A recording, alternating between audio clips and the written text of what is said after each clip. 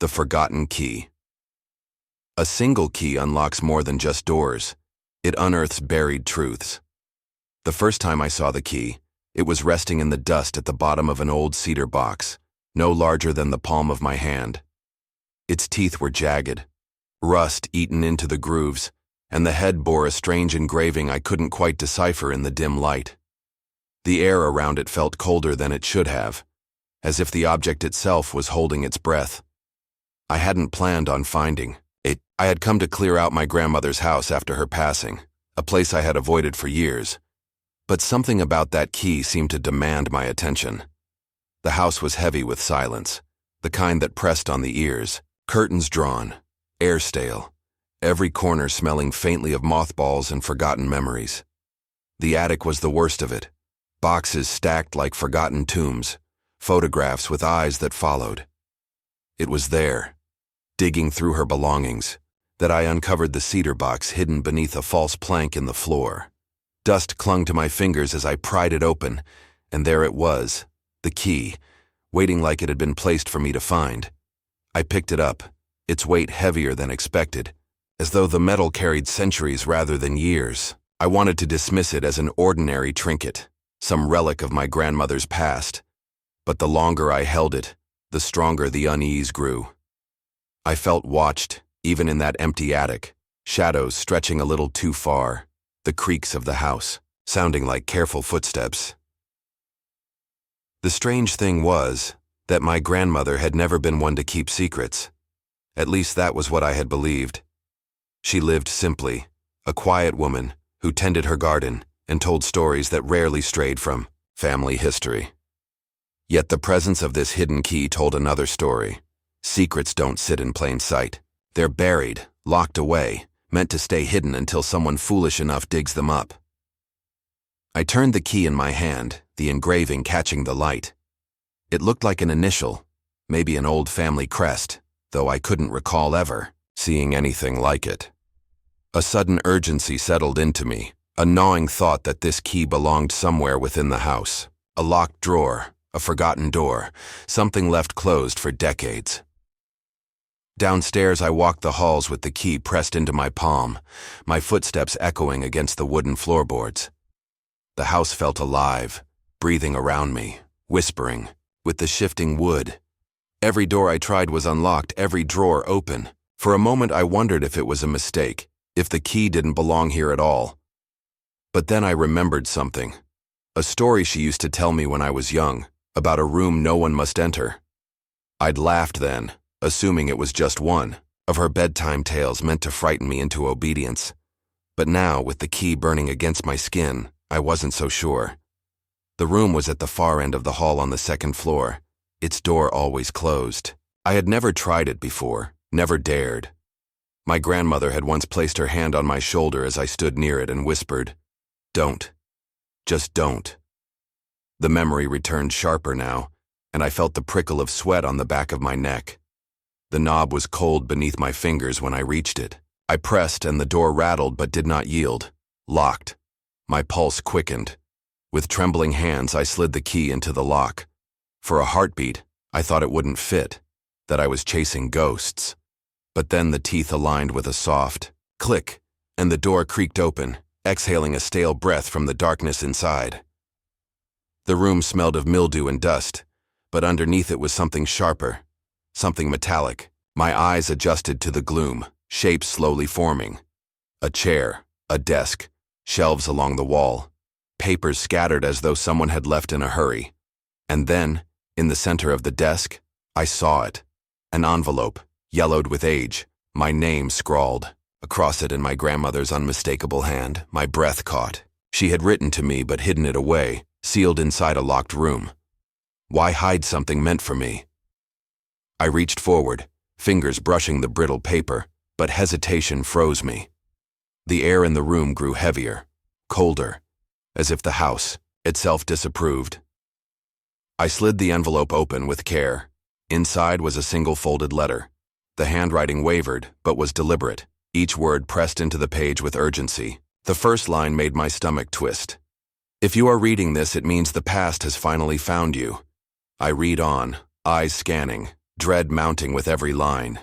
She spoke of a betrayal buried in the family, a secret she had sworn never to reveal, a crime committed in this very house, a truth that would ruin everything if it came to light. And then, near the end, the words that made my heart stumble in my chest.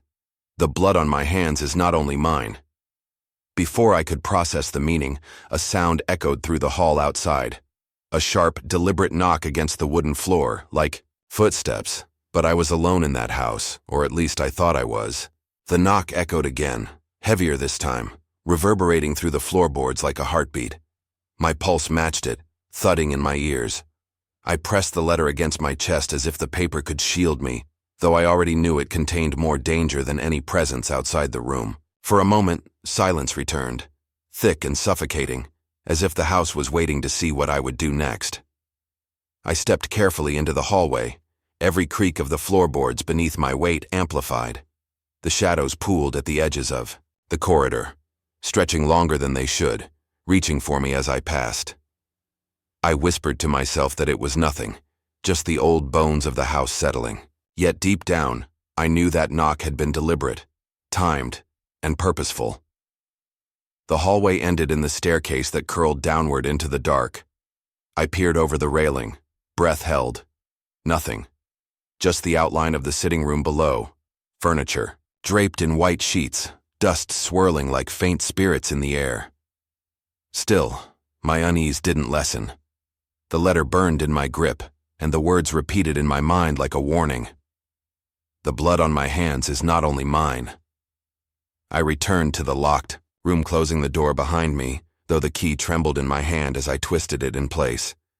I needed to know the whole truth. I unfolded the letter again, forcing myself to read further despite the cold sweat trickling down my neck. She spoke of a hidden betrayal, of someone close who had forced her silence.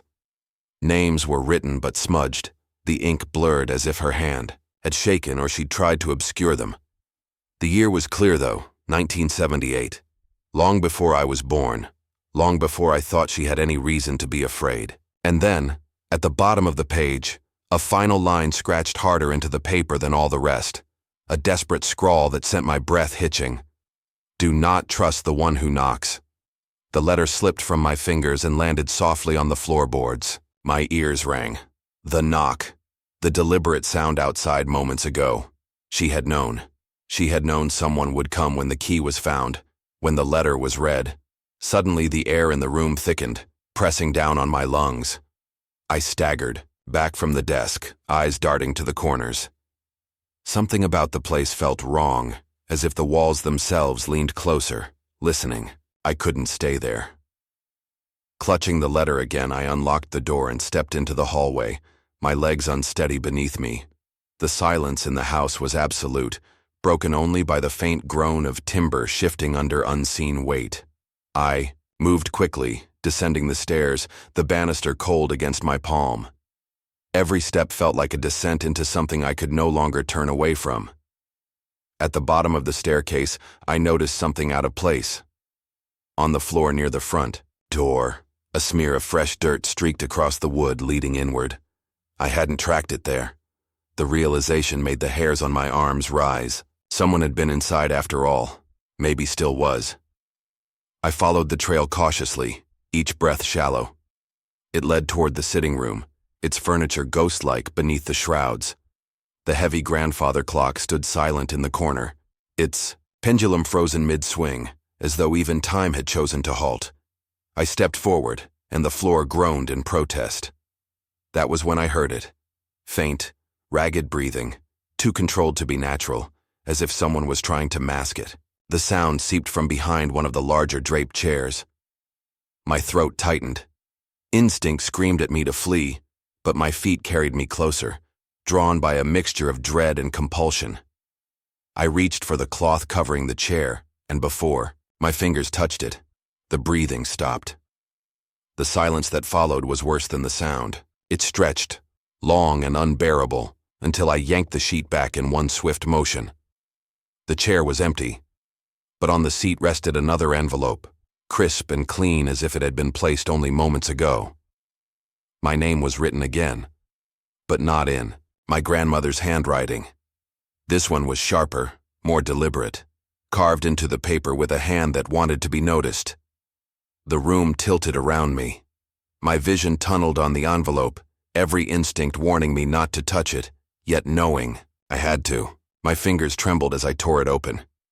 Inside was a single line, typed, not written. "You should have left the key where you found it." The words blurred as I read them again and again, dread settling like lead in my stomach. Whoever had written this knew I was here, knew I had the key, knew I had read the letter. And as I stood frozen in the middle of the room, the grandfather clock in the corner resumed its ticking. But no one had wound it in years.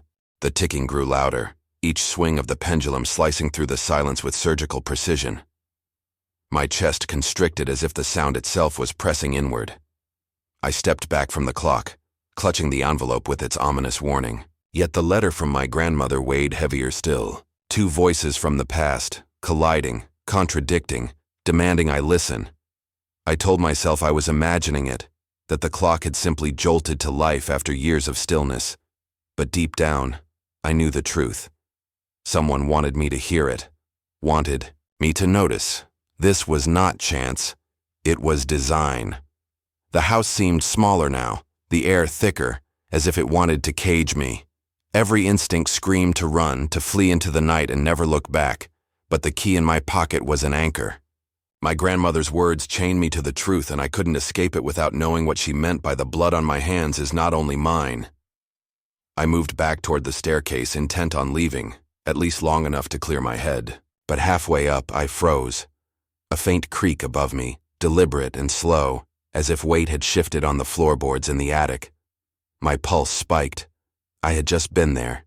It had been empty, hadn't it? The letter from the stranger crumpled in my fist. They were inside. They had always been inside. Step by step, I climbed again, my body betraying reason. Fear should have driven me out the door, yet curiosity, or perhaps obsession, tethered me to the house. The attic door yawned open, its hinges groaning in protest. Darkness pooled beyond, thicker than before, swallowing the weak glow from the hallway light. I searched the space, heart hammering, boxes stacked high, cobwebs dangling like traps, but nothing moved. The silence mocked me. Yet the feeling lingered. Someone had been here. Someone was still watching. Then I saw it. In the dust on the attic floor, a fresh set of footprints led toward the far wall. Too sharp, too recent to belong to my grandmother or anyone who had lived here decades ago. My breath quickened as I followed them, each step an echo of dread. The prints ended abruptly at the wall, as though the person had simply vanished into it. I crouched, pressing my hand to the boards. Cold seeped into my skin. The wood wasn't solid, it was hollow. I tapped gently, and the sound rang differently, muffled, like there was space behind it. A hidden passage, maybe, or a room tucked away. The key in my pocket grew heavier, almost pulsing. My grandmother had hidden it beneath this floor, knowing it belonged here, to something I wasn't meant to find but couldn't avoid. I searched the edges of the wall, fingers tracing rough wood until I found it, a narrow seam disguised. In the paneling, my pulse surged as I pressed, and with a reluctant groan, the panel slid open, revealing a narrow gap of darkness beyond. A stench wafted out, damp and metallic, clinging to the back of my throat. My stomach churned, but I stepped inside, every nerve on fire. The space was small, little more than a hidden chamber wedged between the walls. A single light bulb dangled from the ceiling, its cord twisted. I pulled, and dim yellow light flickered to life, illuminating what lay within. On the floor rested a trunk, larger than the cedar box, its surface scarred and dented. The lock was rusted, ancient, yet unmistakably shaped for the key in my possession. My hand shook as I pulled it free, the metal icy against my palm. The moment it slid into the lock, a wave of nausea washed over me, as though the air itself recoiled. The tumblers shifted with a reluctant click, and the lid creaked open. Inside were photographs, stacks of them, each one curling with age. Faces stared up at me, unfamiliar at first, then sickeningly recognizable. Neighbors, townsfolk, even children, all marked with red ink across their eyes, a line drawn as though striking them out of existence. Beneath the photographs lay bundles of letters tied with fraying string, the ink faded but legible. Each envelope bore the same crest as the one etched into the head of the key. I lifted one, hands trembling. The letter was dated decades ago, the handwriting not my grandmother's. The words froze my blood. The debts must be paid. Silence is the only way forward. The others know, but they will not speak. If they do, the blood will fall on all of us. The paper slipped from my grip. My grandmother hadn't been a bystander. She had been part of something larger, something buried deep in this town's history. And if the warning in the sitting room was true, someone still guarded these secrets. Someone determined to keep me from unearthing them. A sudden crash echoed from below, the sound of glass shattering violently. My breath caught in my throat. Whoever had been watching was no longer content with hiding. They were inside the house and they wanted me to know it. The crash reverberated up through the walls, sharp and deliberate, not the careless stumble of a falling object. My pulse quickened until I felt it in my teeth, a relentless pounding that drowned out thought. I shut the trunk with a trembling hand, sliding the key back into my pocket as though that single motion could contain the horror of what I had just uncovered. Shadows thickened around me, the flickering bulb overhead threatening to sputter out at any moment. I killed the light, plunging the hidden chamber into darkness, and pressed my ear to the narrow gap of the wall. Silence lingered for a moment, then the unmistakable sound of glass crunching beneath steady footsteps. Whoever was downstairs was moving slowly, intentionally, as if they knew exactly where I was. The house no longer felt like mine, no longer felt like hers. It belonged to the secret it had held, and to the intruder who now stalked its halls. I drew a shaky breath and crept out of the hidden space, sliding the panel shut behind me. The attic groaned under my weight, betraying my every step as I crept toward the staircase. Halfway down, I stopped cold. A faint glow spilled across the bottom of the stairs, swinging like the beam of a flashlight. It moved across the walls, lingering on photographs, furniture, door frames. Whoever was there was searching, methodical and unhurried. They weren't looking for valuables. They were looking for me. I crouched low, holding my breath, every muscle taut. The light shifted again, climbing the wall toward the staircase.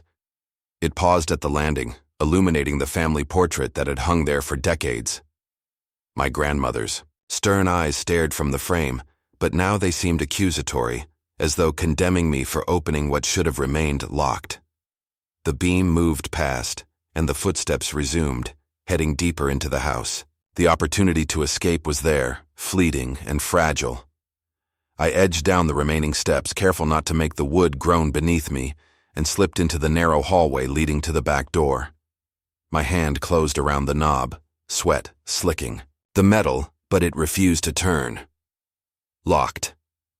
I fumbled for the bolt, my breath ragged, when the beam of light snapped across the wall beside me. My stomach lurched. I ducked into the kitchen, heart battering against my ribs, and pressed myself against the counter. The footsteps followed, slow, patient, the crunch of glass shards underfoot. I gripped the envelope in my hand, the one left, in the sitting room, and wondered if this was what they wanted all along, for me to run, to panic, to lead them to what my grandmother had hidden. My gaze darted to the cellar door in the corner, its wood warped with age. It was a poor hiding place, but it was the only option. I slipped inside, pulling the door shut just as the light swept past. The cellar air was colder, damp against my skin. I descended carefully, each step a hollow thud. The darkness here was absolute, broken only by faint moonlight filtering through a crack in the foundation. Shelves lined the walls, stacked with jars of preserves long spoiled, the glass fogged and sticky. I pressed myself into the corner, clutching both letters, the words etched in my mind. Do not trust the one who knocks. You should have left the key where you found it. Their warnings curled around me like chains. Then, faintly, above me, the cellar door creaked open. A line of light pierced the darkness, widening as the door swung further. I bit down on my breath, forcing my body still, though every instinct screamed to move. The footsteps descended, deliberate on the wooden stairs. A shadow stretched long across the floor, growing larger with each step. The figure stopped midway down, silent now, as if listening. The beam of the flashlight cut through the cellar, landing on shelves, sweeping across jars, inching closer to where I crouched. My hand brushed against the cold stone wall and I felt it. The outline of another seam, a narrow gap I hadn't noticed before. Another hidden space. My grandmother had layered her secrets, one after another, a labyrinth of concealment. I pressed against the seam, desperation lending me strength. The panel gave way, just enough for me to slip inside as the beam of light reached my hiding place. I closed it behind me, silent as breath. The hidden space was tighter than the attic chamber, the air stale and suffocating. My fingers groped in the dark, landing on something coarse and wrapped in cloth. I pulled the fabric back, and my stomach clenched. Bones. Small, fragile, unmistakably human, arranged neatly as if preserved. The truth struck me with the force of a blow. My grandmother's silence had not been born of fear alone. The blood on her hands was real. And now, by unlocking her secrets, I had tied myself to them. The footsteps resumed outside the panel, closer now, pausing as though the intruder knew exactly where I had gone. The silence that followed was worse than the sound. Then, 3 deliberate knocks rattled the panel behind me. The knocks echoed through the hidden panel, steady, deliberate, as though mocking my grandmother's warning. My breath froze in my chest, each heartbeat a thunderclap against my ribs. 3 knocks, and then silence. Whoever stood beyond the wall was patient, certain that I had no escape. The air inside the cramped chamber grew heavier with each second, saturated with the scent of dust and decay. My hands trembled against the brittle bones beside me, their fragile silence louder than screams. I wanted to close my eyes, to shut it all out, but I couldn't. The truth was carved into every shadow, and it was far too late to look away, Das. The panel creaked softly, a hand pressing against it from the other side. I bit down on panic, clutching the key in my pocket so hard it cut into my skin. This was never just about me finding the truth. This was about inheriting it, carrying the weight my grandmother could no longer bear. The one outside wasn't a stranger. They were connected, bound to this house, to her silence, and now to mine.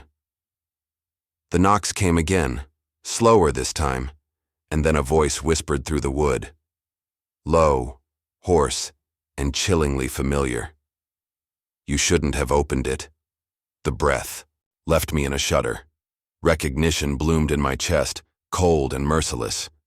It wasn't the voice of a stranger. It was my uncle's, my grandmother's only son, the man who had vanished decades ago under the guise of estrangement. I hadn't seen him since I was a child, his absence explained away with stories of bitterness and distance. But now, I understood. He hadn't left at all. He had been here, hidden in the shadows of her silence. The panel shuddered under his push, but it didn't give way. I pressed further into the chamber, forcing myself deeper into the suffocating dark until my back hit the cold stone. My mind spun, memories unraveling. Family photographs where his face had always been cropped, the way my grandmother stiffened at his mention, the locked room she had forbidden me to enter. She had been protecting me, or perhaps she had been protecting him. The voice whispered again, closer now, every syllable sinking like claws. She told you lies. I kept the truth. You've seen it now. You belong to it too. I clutched the letters tighter, my grandmother's desperate scrawl and the stranger's typed warning. Both had been messages to me, breadcrumbs through a labyrinth she could never escape. My pulse thundered, but clarity pierced through the terror. The key wasn't just a relic, it was proof. Proof of what had been done. Proof of who had kept the silence alive. The panel rattled, and then the beam of a flashlight split through a crack, slicing across my face. My uncle's shadow loomed, distorted, monstrous, as he pressed against the gap. His breath rasped, eager, as though he had been waiting for this moment all along. You'll keep it too, he murmured. It's in the blood. The weight of his words crushed me, but in that suffocating chamber, surrounded by bones and lies, something shifted inside me. My grandmother had carried this burden alone, but I wasn't her. I wouldn't be silenced. I pulled the key from my pocket, its teeth glinting in the thin shaft of light. My voice trembled, but it carried. "No," I whispered. "It ends here." And with those words, I drove the key into the crack, twisting it hard against the lock that kept the panel in place. A sharp click rang out, followed by the splintering of wood as the panel burst open. The sudden release threw him off balance, his shadow lurching as he stumbled. I scrambled out, heart in my throat, and bolted toward the cellar stairs. His shout followed, guttural and furious, but I didn't look back. The house roared with echoes as I fled, photographs trembling on the walls, the clock pounding in its case, every corner alive with the secrets that had festered here for decades. I threw open the cellar door, the night air rushing in like salvation, sharp and cold against my face. Behind me, his footsteps thundered, but the distance between us grew. I burst through the back door into the garden, weeds clawing at my legs, and ran until the house shrank into shadow, its windows glowing faintly as if watching me go. I collapsed at the edge of the field, lungs burning, clutching the letters to my chest. The key pressed against my palm, no longer heavy but searing, as if demanding a choice. To bury it again, to continue the silence, or to expose everything. Every name, every secret, every crime. For the first time, I understood what my grandmother had meant. The blood on her hands was not only hers, it was mine now too. But unlike her, I would not hide. And this, my dear friends, is the end of this story. The forgotten key has unlocked its truth, but many doors remain, waiting to be opened. Join me next time for another tale of mystery, thriller, and suspense, and don't forget to subscribe so you never miss what waits in the shadows.